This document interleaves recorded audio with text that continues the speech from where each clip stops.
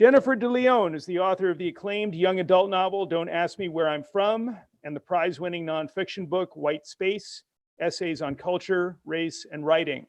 To introduce her and lead the conversation, we're pleased to be joined by Ildefonso Apollons, a graduate student and instructor in the Department of Latin American, Caribbean, and U.S. Latino Studies. Ildefonso has 3 degrees from UAlbany, and he's working on his 4th, a PhD.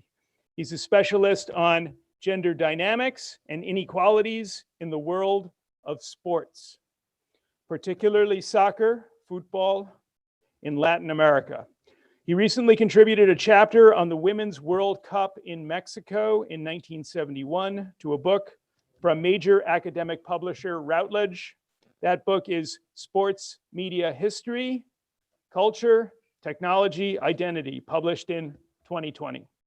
Mr. Apollons has served as an activist, advocate, and educator in the Latinx communities of the Capital Region, from the city of Amsterdam, New York, to rural areas of Fulton and Montgomery counties, to Arbor Hill and Albany, to Latinx workers at the Saratoga racetrack.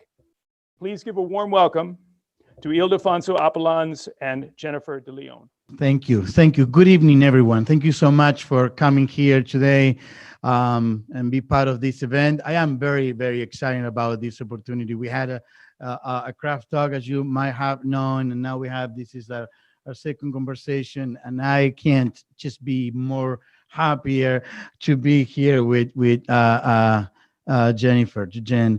So let me add a couple more things about what Mark said. First of all, thank you, obviously, the Writers Institute for this opportunity.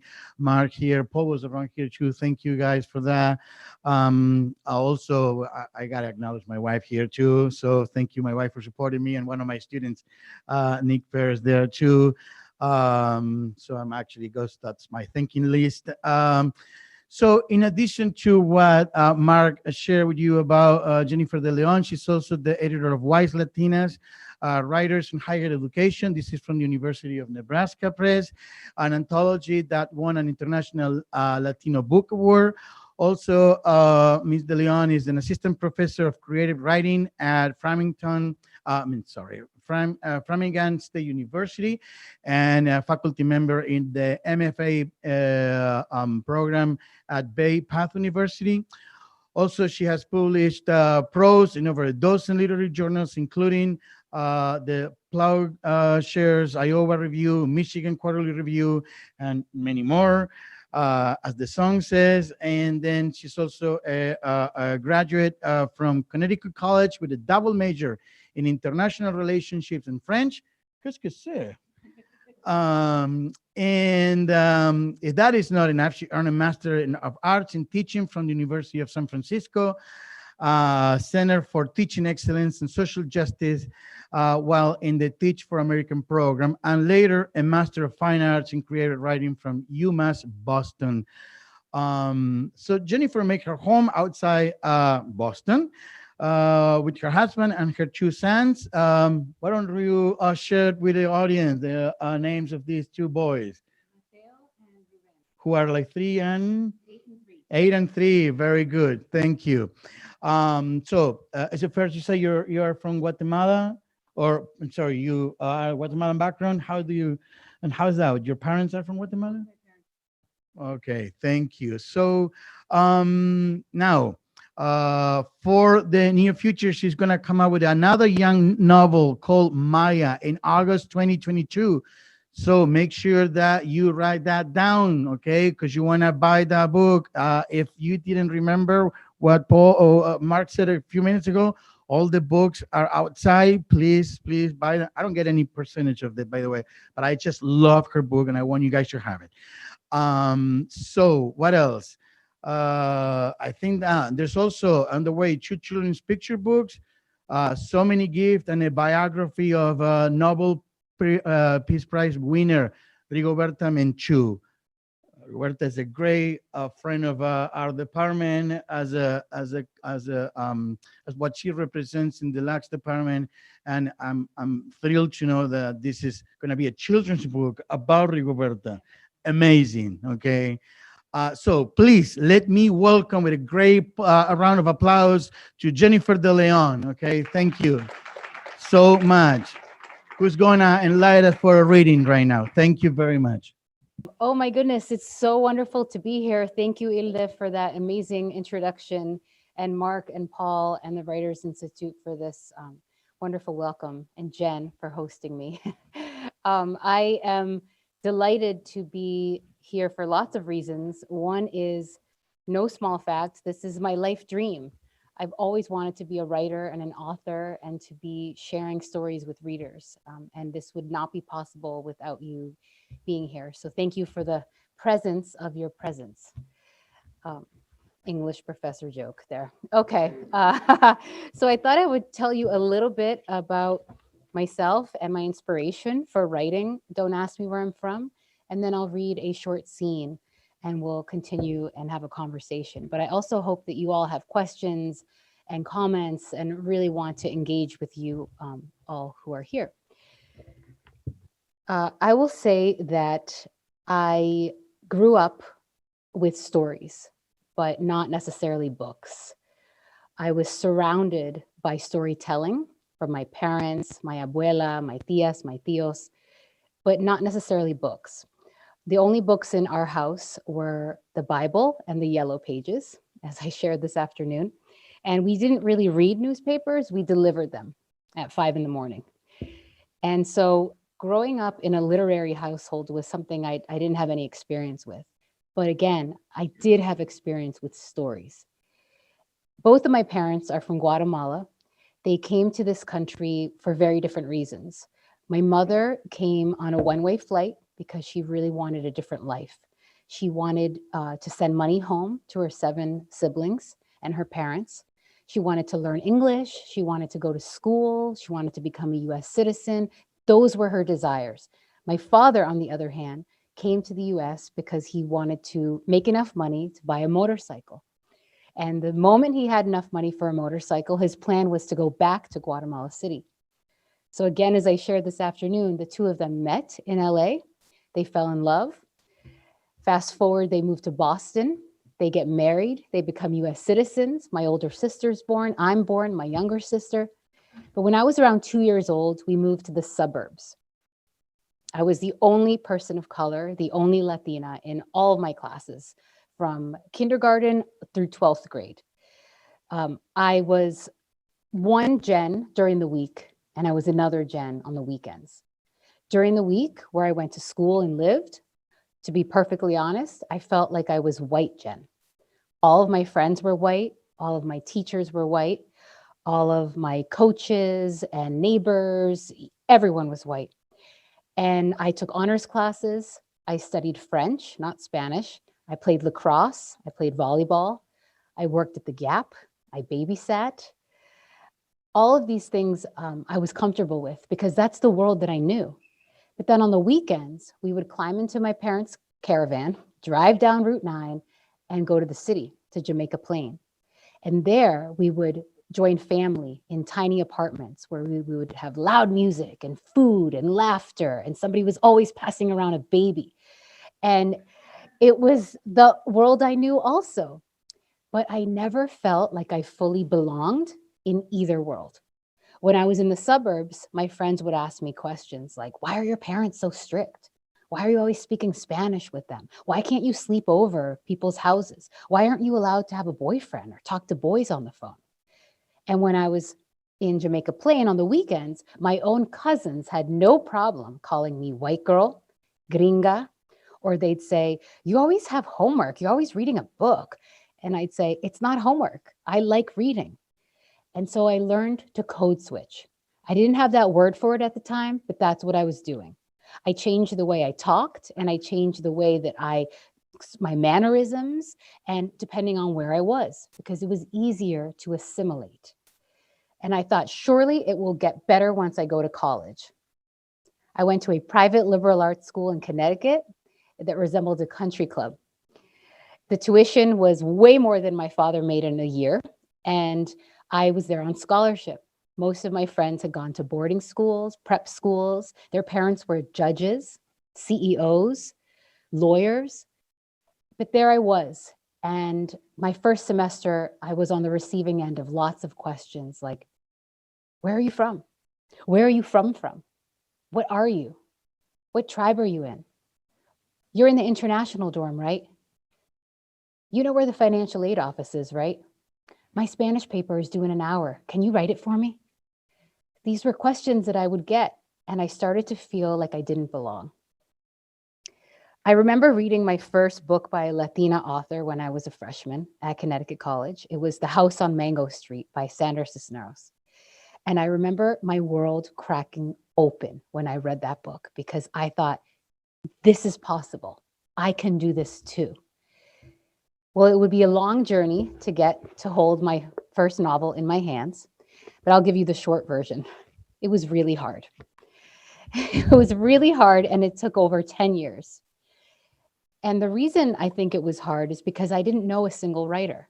All of the writers I admired were old, dead, white men. Richard Yates, Raymond Carver, James Salter. Now, I admire these writers. I had studied these writers. I had taken apart their paragraphs and sentences and thought, wow, I want to do something like that. But I wasn't writing in my authentic voice. So I had lots of ups and downs. I joined Teach for America. I moved to California. I taught third grade. I came back to Boston. I taught in Boston Public Schools for 10 years, off and on. I went to get my master's degrees a couple times. When I was 28, I quit my job and moved to Guatemala, the opposite trip my mother had made all those years ago. And the reason I went to Guatemala was because I really wanted to learn more about the history and the culture and to improve my Spanish.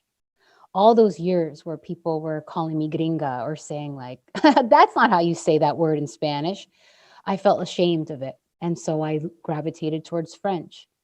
And I realized this when I was 28, and I said, enough is enough. I'm moving to Guatemala and I'm going to live there. I had been many times with my parents, but I always joked that there was an invisible leash on me and my sisters because they never let us go even down the street, down the colonia to go to the corner store. They were always with us, attached at the hip. And we traveled a little bit, but we did a living room tour. We went from one living room to another living room to another living room. I wanted to go to Tikal. I wanted to go to Quetzaltenango. I wanted to go to the volcanoes. So I went by myself and I lived there for almost 6 months. And it was one of the hardest experiences of my life because I realized how truly American I was. Estadounidense. That's a word I'm still learning to say. I felt lots of ways. And a lot of the essays that are in my essay collection, White Space, engage with these ideas of me being in white spaces my whole life, but also the white space of the page and how I learned to take up space on the page and claim that space. But Don't Ask Me Where I'm From is my first novel. And it's one that I really poured my heart into because this is the book that I needed as a young person. It's the book I wish I had had as a teenager. It's the book I wish I could have passed to my students, my middle school students, my high school students. No book existed with a Latina on the cover in Boston. And I thought, how is this the case? And Toni Morrison, who I know used to teach here, has this famous quote, and I saw it upstairs too. If there's a book in the world that you want to read, but it hasn't been written yet, then you need to be the one to write it. And I remember reading that quote and thinking, damn, now I have to do it. Now I have to do the scary thing and I have to write the book that I wanted, that I needed. I set out to write the novel. And like I said, there were lots of ups and downs. I actually wrote an entire novel before this for 7 years, and it did not get published, and I was devastated. I switched agents. I started writing YA, young adult fiction. And this time I wrote it in a way where I felt like, this is it. If I never write anything else, I'm writing with my whole heart here. And it came out authentically. And wouldn't you know, 10 editors were interested. And I was on the phone with them over 2 weeks. The book went to auction. And the day it sold, January 2018, 2018, I called my parents. And my mother was elated. She said, your father's not home. So later that evening, he sent me a text. And he sends texts in all caps. I don't know why parents do that sometimes. It's like he thinks I can read it clearer or hear him or something. But so it's all caps. And he wrote, "Congratulations. The fruit of your labor is finally here." And he put an emoji of a watermelon. And I thought, that's cool. I didn't even know that Dad could send emojis, but okay. And I was so touched by that text. And I wrote him back and I said, "No, Dad, the fruit of all caps, your labor is finally here." Because the truth is, without my parents moving to the US, without their struggle, without their sacrifice, nothing that I do would be possible. Be a writer, be an author, come to universities and speak to people I've never met before who are interested in my work. That's a dream. That's a dream. And tonight I thought I would read a scene and then open it up for conversation. And I really hope that you'll engage or ask a question, because this is your time. I want to pull the curtain back. Ask me anything about writing, publishing, editing, because again, I wish I'd had someone to ask these questions to when I was younger. Don't Ask Me Where I'm From tells the story of 15-year-old Liliana Cruz. She is struggling to fit in at her new high school. She's part of a program called METCO, which is actually a real program. It's a desegregation program. It's been around over 50 years, where students of color are bused from the city to neighboring white affluent suburbs in search of a better education. So she's struggling to fit in.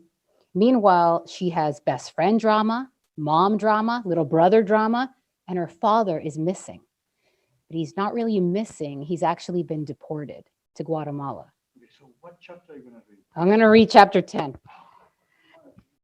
And so she, up until this moment, had no idea that her parents were even undocumented. So it really it's a point of no return for her. It's a coming of age novel where she starts to realize that her story is part of a larger story. So this is from chapter 10. And this is about a third of the way through the book. And Liliana has been in the school for a couple of weeks, but she's still very shy and hasn't spoken up. In third period, world history, I couldn't believe it. We were starting a unit on Central American immigration. It was part of a larger unit on immigration as part of a year-long theme of reading like a historian. Guess who finally read that syllabus? I noticed that this school gave unique names to their courses instead of the basic English, art, math, history, etc. Like there was one senior English course called American Rebels and Romantics. And yeah, Central American immigration. But why couldn't we just study the Civil War or the Vietnam War or some other war? There were enough of them. At the same time, I was kind of curious. Maybe I could learn more about Dad. At the same time, I also didn't want the extra attention on me because sadly, it didn't seem like there were any other METCO kids in the class. So I knew the attention would be on me. Our teacher, Mr. Phelps, started things off by holding a class debate. First, he projected this onto the whiteboard from his computer. The United States federal government should substantially increase its legal protection of economic migrants in the United States. He read it out loud a couple of times. All I could hear was the hot hum of his laptop. Why was he showing us this? Because of the president's build a wall obsession? What kind of a wall anyway? And who would actually build it? Okay, if getting our brains spinning was his goal, he'd succeeded. As if he'd read my mind, Mr. Phelps tapped his keyboard and up came a picture of the president wearing a blue suit and red tie and speaking into a microphone. A speech bubble said, "We want a great country. We want a country with heart. But when people come up, they have to know they can't get in. Otherwise, it's never going to stop." What? I glanced around, but no one else seemed as outraged as I was, or else they had freaking good poker faces. Next, Mr. Phelps played a short clip from a documentary about child migrants trying to flee Central America to the US by climbing cargo trains that traveled up through Honduras, El Salvador, Guatemala, and Mexico. In the clip, 2 teenage boys were lying on top of a massive train, the wind flattening their hair, the sun in their eyes, as they tried desperately to hang on tight as the train blasted through a tunnel and a mountain. I gasped out loud. The clip ended right before the train moved into the darkness. This time, everyone moaned. Someone shouted, "Oh, come on, you can't do that. Play the rest of the video." Mr. Phelps looked all smug, like his unit hook had worked. Well, it had. We were interested, invested, sitting up. He then explained how the debate would work. We would argue for or against these quotes. Simple. Hands flew up left and right. Not mine. One kid said, "Who can't get in? You mean immigrants? Look, we're all immigrants. Seriously, we should just give the country back to the Native Americans." I nodded. I mean, she had a point. Yeah, but then what happens to all of us? There are like 500 million people in the United States. Where are we all supposed to go, huh? A girl in the front row asked. Another student raised his hand. Well, those quotes you showed kind of raise a good point. If people think they can just like keep getting in, then yeah, it's never going to stop. You know what? We should build a wall. A guy in the back jumped in next. Well, I don't know about the wall, and I'm not against immigrants or whatever, but they should come educated and like without any diseases. Diseases? Wow. Totally, two other guys joined in. That's totally unfair. Didn't Europeans bring over smallpox or whatever? A guy by the door asked. Whatever, we're talking about today, the girl beside me said. Don't whatever me, doorboy said. All the voices started to blend in, and I couldn't tell who was saying what. I just know that the next comment was from the kid in front of me. I'm sorry, but this is just wrong. You can't deny people their human rights. They go through all that trouble to get here. And then what? We spray tear gas on them when they're steps from the border? Or we're just going to send them back? If I slouched any lower, I'd fall out of my seat. Then Mr. Phelps did something I abhorred. He called on me directly. Miss Cruz, do you have anything you'd like to add? Oh, crap. No, I said fast. You sure? He was so aggy. I dug my nails into my thighs. Yep. Now everyone was staring at me. Mr. Phelps squatted beside my desk like he was my personal coach. The class may seem hard now, but stick with it, he said in a low voice. Then he stood up and clicked to the next screen, some pie chart with statistics. Humiliation complete. I flipped up my hood. Hard? I was used to hard. Like 2 weeks worth of laundry in one day because mom never left the couch anymore. Like standing over Christopher and Benjamin until they brushed their teeth and flossed.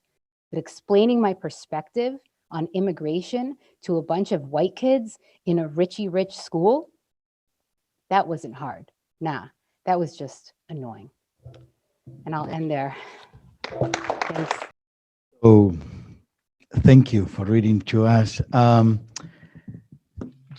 want to show you. So she read chapter 10. I do have notes on chapter 10. Okay. She would have read, let's say, chapter, I don't know, 7, which is the one that I call the Revelation chapter. I'm not going to tell you why, because we don't want to give too much information away. But that chapter also is written with a lot of different things. Oh, yeah, you see, Revelation. I call it Revelation, for real. And then that's the chapter that I have a lot of writing on it. I wrote a lot. I was like, what the hell is going on? A+ for you. Yeah. So I got police deportation, all kind of stuff. Anyway, but in that chapter, since we open up with that one, so the thing that I have here is that it starts with mom watching news nonstop. And so what I wrote is news that for her, the character, Liliana, news are real. Yeah. The world that we are watching on TV and CNN, Fox, I don't know, whatever it is that you're getting your news, your local channels, Channel 13. For Liliana, it was a real thing. So 2 things that come from that. One is, out of all chapters this book has, you choose number 10. I mean, I love number 10, Diego Maradona, Pelé. I'm a soccer guy, so number 10 is everything. But I'm sure that was not the case. So why number 10? And how, like, how did you, because it is significant that you start that particular chapter with mom watching news nonstop, which made me, in parentheses, worry about that nonstop, where school was almost a relief. That's the first sentence with that parenthesis that you write in that particular chapter. How do we get there? I mean, I know. No, it's a great question. I mean, The idea that we learn about the world and news and current events in school, like in those four walls, it is one idea. But the contrast of Liliana like coming to school to learn about these issues is ironic, because she's living this. Her father is living this, right? And oftentimes that's what I felt like when I was in college taking political science courses or international relations courses. I felt like we would read these texts and articles about women in the quote unquote third world. And we would have these intellectual and theoretical conversations about them. And I would just kind of be shrinking, sitting there like, my mom is one of these women, like she came to the US, she became a housekeeper, and she was so homesick when she came here that she, one day, she hadn't spoken Spanish in months. Who would she speak Spanish to? The family she worked for only spoke in English. And so one day she opened up the yellow pages and she randomly selected a Spanish surname and dialed the number, and just to speak to someone in Spanish. Please don't hang up, por favor, and the person didn't hang up, and they talked for an hour. And my mother was crying, like she missed speaking in Spanish. That's how much these stories stuck with me. Remember, I told you I grew up with stories. And so I'm thinking Liliana is in this great school, right? This amazing school. And they're learning about immigration, but her parents are the story of immigration. And I also wanted to write this scene because I wanted to show her character arc. And this is the beginning of the novel where she's like, I'm not raising my hand for nothing. Nope, don't look at me. And nope. But you'll read on, spoiler alert, later in the book, there are more scenes in the classroom. And there's one scene in particular where she does raise her hand. And I wanted it to show her growth of her character arc. So at the end of the chapter, I'm gonna not read the cursion that I put in the as I wrote, but I said, how do you talk to, because what you're saying is basically, how do you talk to white people about the things that they don't know, but they feel entitled to basically argue about without, and I'm like, so you don't know nothing about it, but you feel entitled to discuss it anyway, no matter how it goes. And because you're saying basically exactly that. How do you talk to people? And Yeah. so how, and that is going to be Liliana's, one of the very Liliana's struggles. Mm-hmm. So how that risk speaks, I mean, it is inevitable to ask you, since you share with us that your mom is from Guatemala, how are any of the stories and the storytelling that your family has related to that? In what ways those stories or come to, for you to see this, for you to try to understand Liliana's positionality in this? Yes. I mean, I relate to Liliana in a lot of ways. Sometimes when I visit high school, students will just ask me like, you're Liliana, right? And I'm like, nope, it's fiction. But yes, we do have a lot in common. And I don't have the experience of having my parents be undocumented and not knowing it, right? They became citizens before I was born, but I have several family members who've been in this position. And when I was a teacher, I had students who were in this situation where they would come to school the next day and say, Senora, this happened yesterday. And I'm like, oh my God. But I was that student in the class where I felt like all the eyeballs were on me, right? Like 80 eyeballs on me. And whenever something came up with the word ethnic or race or immigration, it was like everybody looked at me like I was the expert. Like, what do you have to say, Jen? And I didn't know what to say because I was a student in the class too. I was learning. And I felt this pressure, like I should know what to say. And sometimes I would speak up and get mad, and then it was like, oh great, there I go, but I've learned to kind of like calm down. But I guess what I'm saying is I wanted to show Liliana's frustration that she's not a spokesperson for her entire culture or generation or ethnic group. She's just a kid in the class like everyone else. Which is something that many of our students, that many times one of the things that occurs is that they feel that they have to be the one relating these messages when in fact they're just students like everyone else. So let's tone down a little bit, and then we're gonna go back up, and we're gonna have waves in here. So one of the themes that are in there is food. Food is everywhere in this book. Like at all times, you see the reference on food.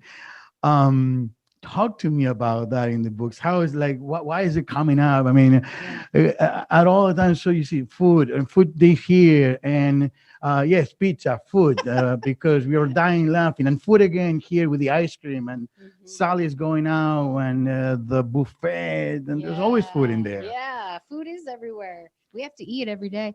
But really, food is a great, for lack of a better word, like mechanism in Yes. fiction and nonfiction too, but a way to have characters do something together.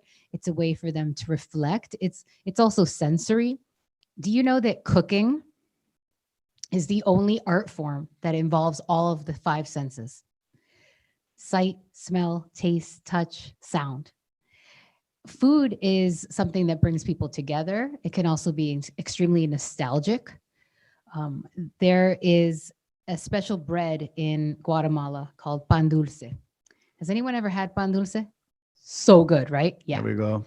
And it tastes different if you buy it here.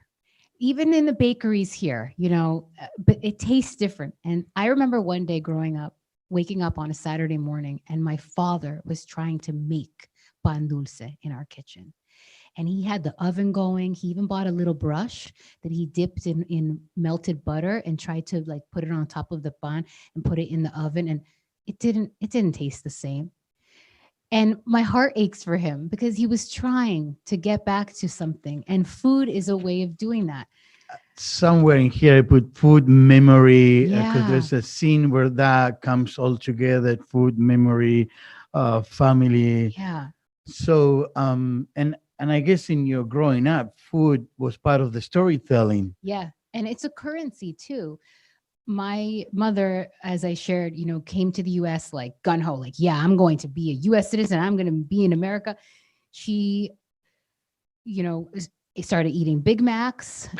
She started drinking soda. Like her diet changed. And for her, it was status. It was like, oh, like whenever we went out for pizza when I was younger, it was like my girls get pizza. Like this is a big deal. And there are lots of problems with that too, and complications and diabetes and all the things. But food has gravitas, I guess, and so I use it a lot in Yeah, work. even Dorito Girl is there too. Yes. So, all right. So when you were writing this book, who was the first? Because you said write the book that you want to read. Yeah. Who is the audience as you start thinking about developing the stories? Because what my guess is that I know after I read it, I'm like, okay, I'm almost 50. This book speaks to me, even though I'm not. I wasn't born here. I mean, I mean, none of the things that I just like. Oh my God, I wanna. I don't know. I just want to meet Liliana. I say thank you for sharing your story. Oh, that's So- great. Thank you. You're welcome. But who was your audience, and how the audience might have changed as you continue writing? Yeah. I mean, I wrote a little bit towards my younger self. I had to trick myself into writing this book. I tried to imagine Liliana telling this story to another teenager, kind of like her. And that's how I filtered the voice.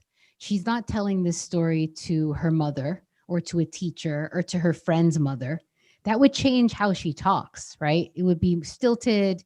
She wouldn't swear. She wouldn't use slang. But I didn't want her to write it in that way. I wanted her to speak to another teenager like herself, because I wanted to write a book in a voice that spoke to my students, and my biggest compliment that I get for this book is when a student or a teenager will say to me, like, she sounds like real.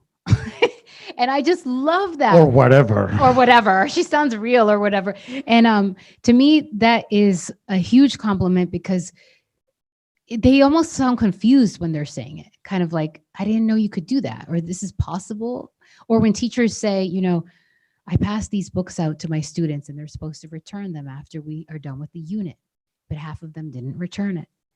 And I'm like, yes, because I realize they want to keep the book, or they want to, or they say like, books are assigned all the time, the Scarlet Letter, the Cho, all these books, The Giver, but then they actually read your book. And I'm like, oh my God, it makes me want to cry.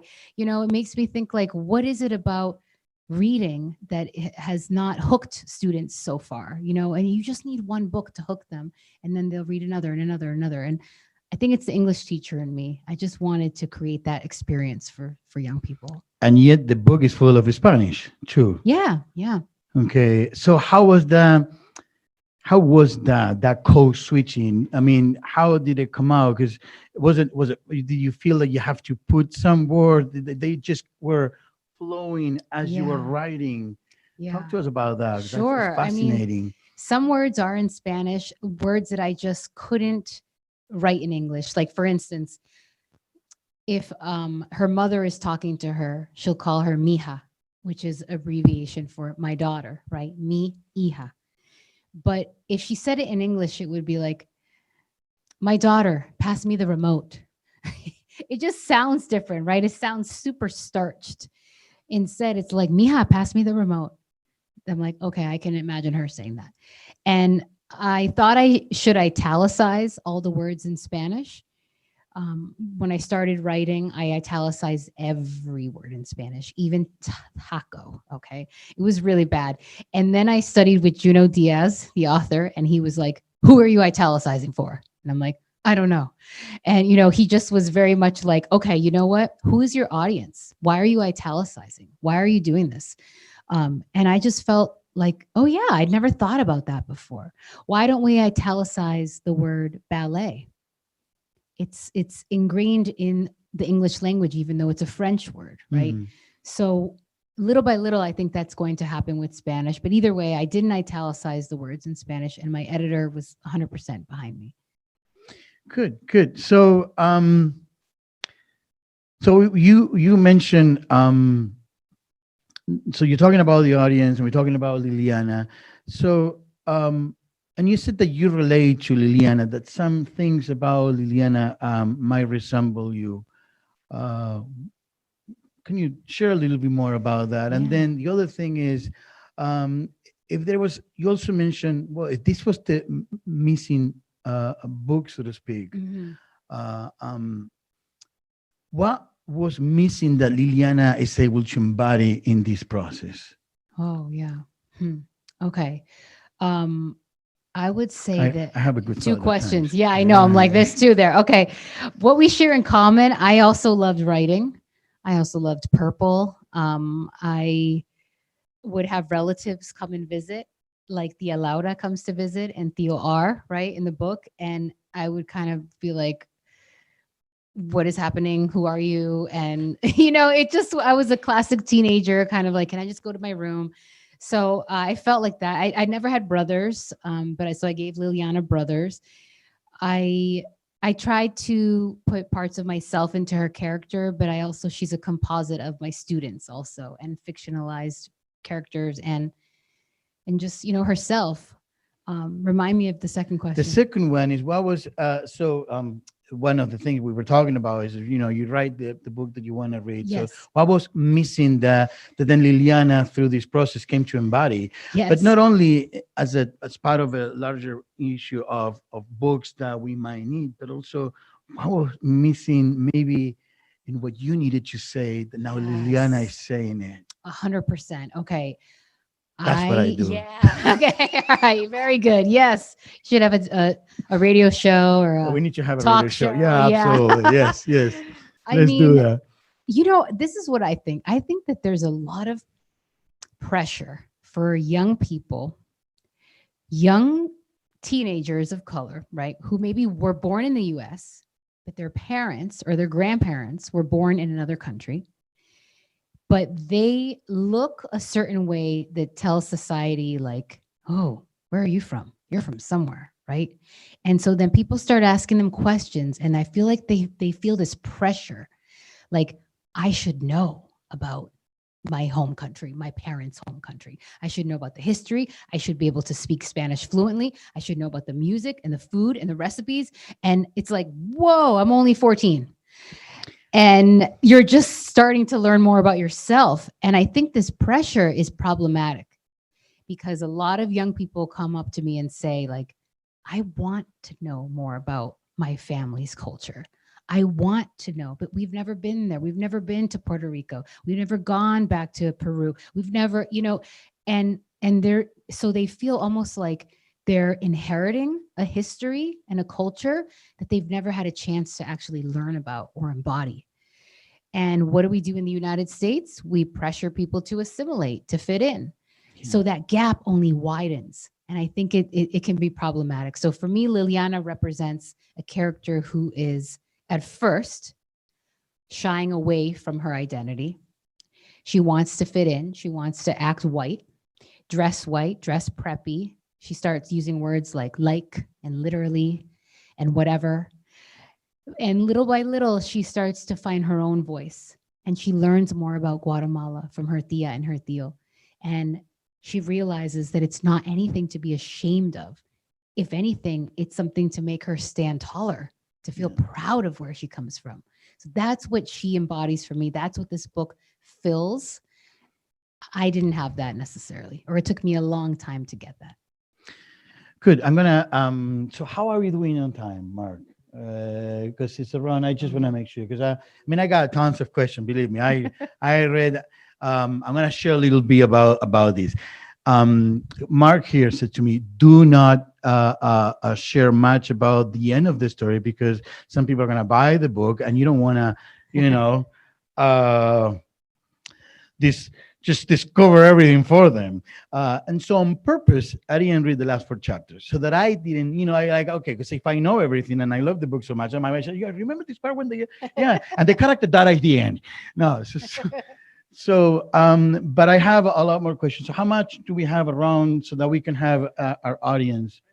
I'd say we can go another 10 or 15 minutes. Okay, so I have one more question, maybe 2, and then I'm gonna share the mic with you guys, because I'm sure you guys wanna have a lot of questions. So one is about a character that is called Genesis, which it's also, writers pick the name of the characters for some reason. Okay, now I wasn't quite sure that one of the book, until I talked to you, one of the books in your household was a Bible. Now Genesis has a significant, Sure. but I don't know if that was significant within the character that you said here in the book, which led me to the question: what about Genesis? Yeah. What about this character? Wow, that's a good. I like how you connect those dots. That's what I do for a You know, living. I'm I a think so. detective. Yeah, my subconscious must have done that, because I wasn't thinking of the Bible per se, but now that you say that, yes, I think I was. Oh, you see that? But, Take note, everyone. But Genesis, that is a unique name, right? And she has students at Westburg High call her Jen. She changes her name, and Liliana changes her name too, from Liliana to Lily. Again, trying to assimilate, trying to fit in. And I really kind of wanted to show that, even in that small way, but significant way. Yes, I mean, names are important. Yeah, absolutely. My name is Ildefonso, by the way, so that's a long name. I'm telling you right now. Yeah. So anyway, what about MECO? What about the support group? And then let's give it to the audience. Share a little bit about MECO, because it is an excellent program. It's a real program. MECO has been around for over 50 years. It's the oldest desegregation program in the country. Students of color, again, take the bus from Boston to neighboring white suburbs. It's in 33 suburbs currently. And some of them have to wake up at 5 a.m. and get on a bus by 5:45, ride an hour to get to school. If they want to take the late bus home, which to do sports or do the yearbook club or get extra help, they have to get home when it's dark out. It's a long day for students, and it really is moving between 2 worlds. And as I mentioned earlier, I felt like growing up, I was constantly navigating two worlds, but I wanted this character to do it metaphorically, but also literally. So I knew about the MECO program. I didn't do MECO, but I said, I want to put Liliana in the MECO program. And Without giving away why the support occur, there's a Yeah. support group, there's an event, read the book, and you'll find that out. There's a support group, which I was a little bit like, how is it done now? Because the way that it comes out, when it came out to me, was like, so this just happened, and it's just us, the people who actually understood why this happened, that are having the support group. Why in the yeah, world is not something that the entire school is talking about? And right. it just always feels like, which I'm sure that's, it's always feel like, oh, it's the responsibility of me, the Right. minority, to, yeah, why don't we Educate just, others. we're going to educate ourselves first Yeah. here, just support one another, and then see if that comes out into the real Yeah. world outside. Right. Yeah, that happens. And Liliana and her friends face a lot of that pressure and expectation to educate others. They're not experts. They don't, again, they are learning too, and it should be everybody's responsibility to have diversity and inclusion. And so the support group is also a real program, a real group. Lots of high schools have that.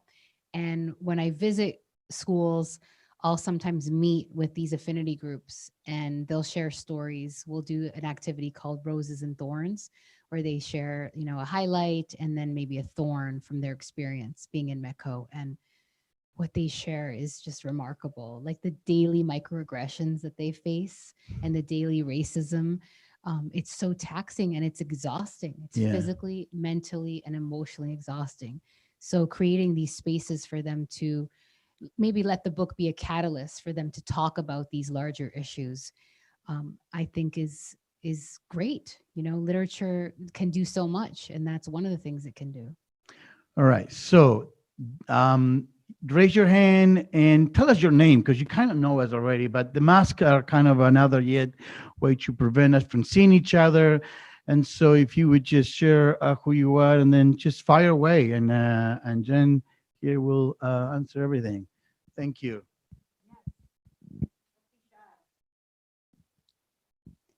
Yes.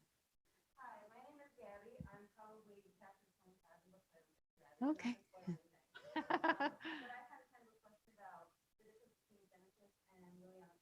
Yeah.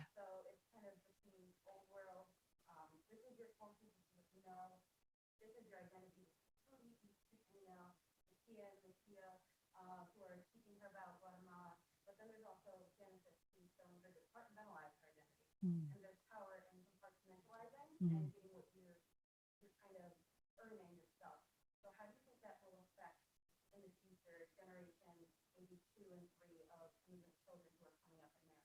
Yeah. Wow. Whew. You're talking about Liliana's kid. Yeah. Right. Yes. Wow. I mean, I'm curious to hear what you think about this, as a reader, and everyone. But I would say that they do represent the different kind of generations. And Genesis is very much of the mindset of like, you do you, like get yours. Like you're in MECO. Yeah, it's too bad that we need a program like MECO to exist. And it's not perfect, but here we are. So make the most of it. Take honors classes, AP classes, right? Join the clubs, fill your resume, develop your CV, study abroad, travel, like do all the things. And I remember having a similar kind of thinking like when I was in college, because I remember calling my mom one day with my MCI calling card and telling her that, I wanted to transfer. And I was like, this, everybody here is like rich and just, I don't think I belong here. This is too hard. And I had my 5-star notebooks, right? Which was a big deal. It was like the expensive notebook. And I thought I was really cool and prepared. And boom, everybody takes out their laptops in the class. And I'm like, my family didn't even have a computer until like 2 years before I graduated high school. And we bought it from a lady down the street for like $100. And the irony is that my father worked in a factory for decades, spray painting computer parts. Isn't that so ironic? And that I would grow up to be an author. Like, who knew? He was manifesting it. But what I'm trying to say is this, that when I struggled and I called my mom that day, she said, listen. And I'm like, oh God, here we go. And here we go. And she said, some people are born on third base. Some people, like you, like me, weren't even born on the field. But you are there now. You are there with students who've gone to boarding school. Their parents went to college. Their grandparents went to college. Their great-grandparents went to college. We didn't even go to high school, but you're in the same classroom now. So what you have to do is you just have to run faster. They're born on third base. So for them to get to home base, it's not that far, right? They grew up with all this privilege and computers and vocabulary, and they can email their paper to their dad and he'll send back feedback. She said, you don't have that, but you're there. You earned your spot there. So to run to home base, you have to figure it out. And I think about Genesis embodying that spirit, like figure it out, handle it, make the most of it. And I knew what my mom was saying. She wasn't saying sell out or give in or change who you are. She was just saying, Mija, like make the most of it for all your family members and people who can't. You have to do it. And so what I did is I would turn my papers in early to my professors, like a week before the deadline. And they would mark it up and help me. And then I would revise it and then turn it in again to get a good grade, right? Like it wasn't against the law. Like they were psyched. They were like, yeah. And then, I had to do a work study job. And the only job left, because I didn't know what work study was, nobody had explained it to me. And the only job left was working in the dining hall. And I had to wear a hairnet and serve food to my friends. And I thought, I don't want to do that. I'm not above it. My mother's a housekeeper. My father worked in a factory. I'm not above it. I'm on scholarship, but I don't want to do that. I don't want to serve meatloaf to my friends that I was just in the dorm with. And they said, well, that's the last work study job. So that's it. And I thought, no, that's not it. So I went back to my dorm and I typed a flyer that said, interested in a fun, responsible, bilingual babysitter? Look no more. And I made little strips with my phone, put the flyer up in the faculty mailbox room, the mail room. I had more jobs than I could even tell you what to do with. I was like triple booked, because professors love for their kids to learn Spanish. It's just like, so I tried to make a way. And I think Genesis represents that. She's not perfect. She's kind of stumbling a little bit, she's figuring it out, but she's making her way. Thank you for that question. Yeah. Oh, thank you. Give it up. Absolutely. That's thank you. so, thank you so much for the question. Who else? Come on. You have the question there there we go. Yeah. Yeah. Yes. So We Need Diverse Books is an amazing organization, a nonprofit. And they started years ago at a conference. A couple of people, I'm blanking on their names, but they saw a real need for diverse authors at this conference. And so they started a hashtag on Twitter called #We Need Diverse Books. Like, what is up? The statistics are horrible. And we're at this conference and there are no writers of color. This is bad. And the hashtag went viral. And they started a 501c3, and now they give grants, they give internships, they help teachers supply their books with diverse books. They have lists. And I received a grant from them, the Walter Dean Myers grant, when I was finishing this book. I needed an extra push. And I'll tell you, the grant was $2,000. In the grand scheme of things, it's not that much money. But for me, it was everything, because it allowed me to put my son at the time in Spanish immersion preschool during the summer. I was a teacher, so in the summer I didn't put him in daycare or preschool, but I needed just a couple more months to revise.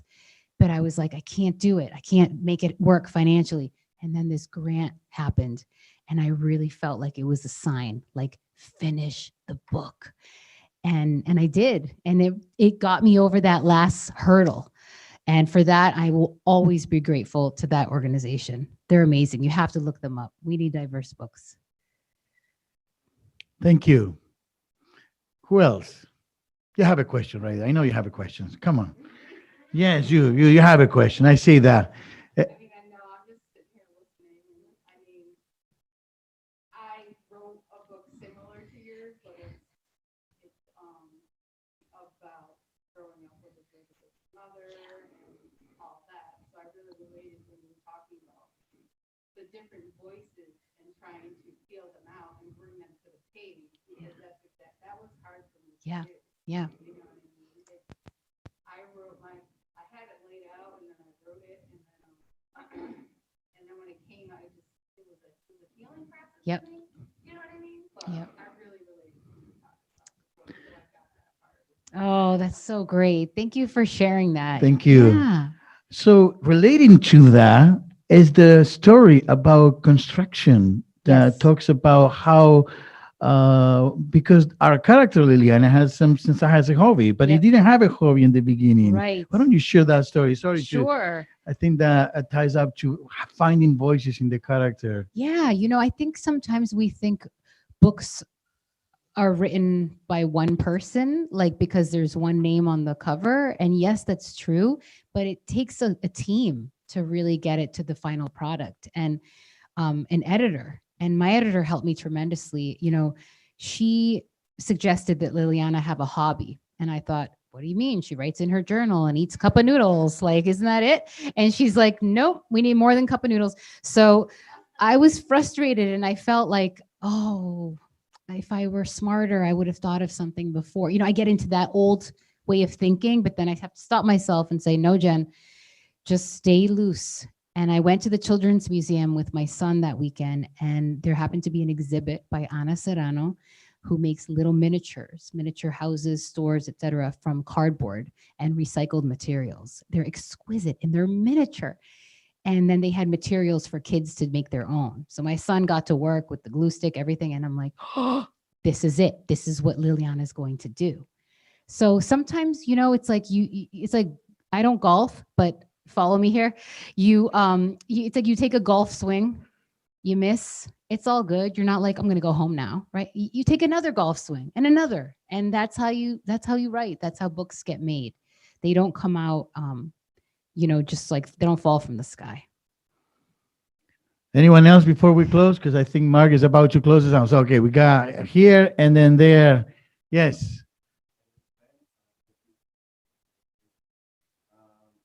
You're welcome, Ben.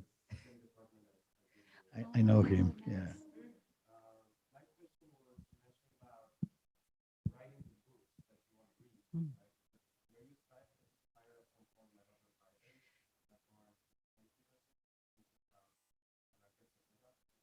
Oh, interesting. Shame on you. Yeah. I take inspiration from lots of writers. I mentioned Juno Diaz, but I also love Chimamanda Adichie.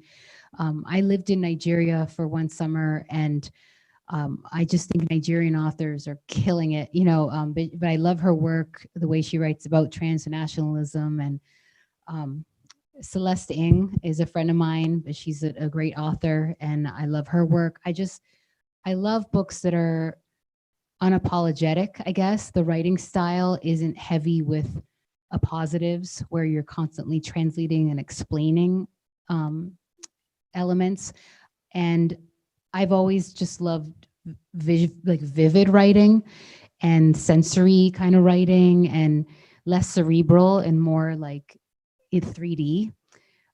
But I mean, there's so many amazing authors that I've read over the years, and sometimes I will type up scenes from their books in my computer and then print them out and then like put them on the wall in my office just to like see the writing and like try it out and see like, okay, they constructed it this way. Like let me try that. It's all craft, right? It's like we're all lifting the hood of the car and just trying to see how the engine is made. And we take those skills to our own car, if that makes sense. But yeah, thank you for asking that. Thank you, Ben. And we have one more person over here. Yes. Yeah.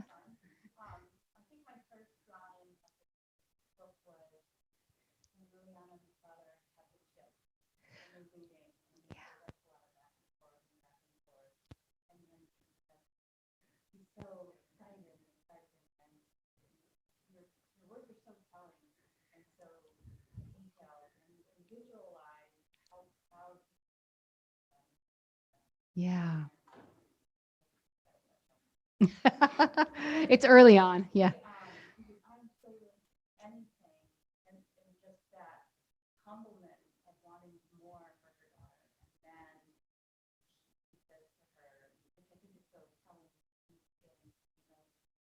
Yeah.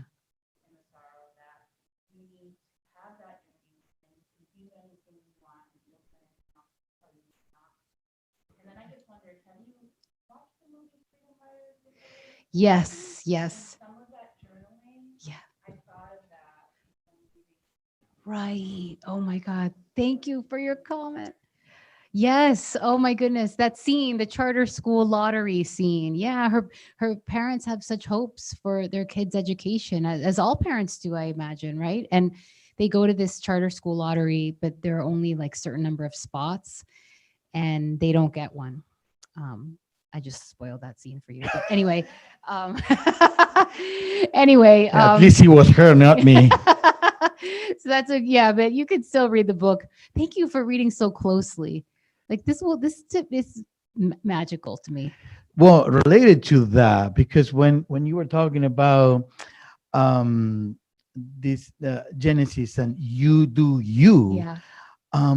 so there were things that come out of that, because then at some point Liliana is gonna talk to her dad in through the memory, which is also very nice how this flashback come back. I mean, in the movies like flashback, you know, Yeah, we're going yeah. back and forth flashback, but then and in those flashback, basically what Liliana is getting is the same message. It's like you are here, Yeah. like, you know, there is, yes, all of this stuff is effed up. I know that, but at this point in time, in this particular context, Mhm. you are here. Yeah. And if you wanna, yeah, and you got two choices, but you or you either go with this and run and give the best you Right. got, Yep. or you drop it and you don't, Yeah. and you don't do it. But by not doing it, you're still not gonna make any changes in here. Yeah. Yeah. And so what I mean, that's this remembering of like, this is what would my, you know, the whole question, what would Jesus do, translated to what would my father say to me. Right. It was fascinating to me. It was like, Oh. it's just you, I don't know, you just wanted to be there, I guess. I don't know if that happened to you when you were reading, but I just wanted to be there, like, Wow. say, yes, Lily, just go for Go it. for it. Just Yeah. go for Well, it. maybe you'll see it in a TV series. I've signed an option with Amazon to have this become a TV series. So thanks. So Wow, yeah. nice. So you know, if and when it's made, I will let you all know. Join my newsletter. I'll keep you posted. The way these things work is sometimes they're produced, sometimes they're not. But I'm putting it out there. We want this one produced, but I've signed the paperwork, so it's out of my hands now. But All right. So if there's nothing else to say, we are gonna so yeah, thank you. all right. Well, thank you. Okay. Thank you. Jennifer is here. She's gonna stay here to sign books. Please buy them over there. If you have it, bring it over. Oh no, that's just all her though. Thank you so much for everything. Thank you so much for coming.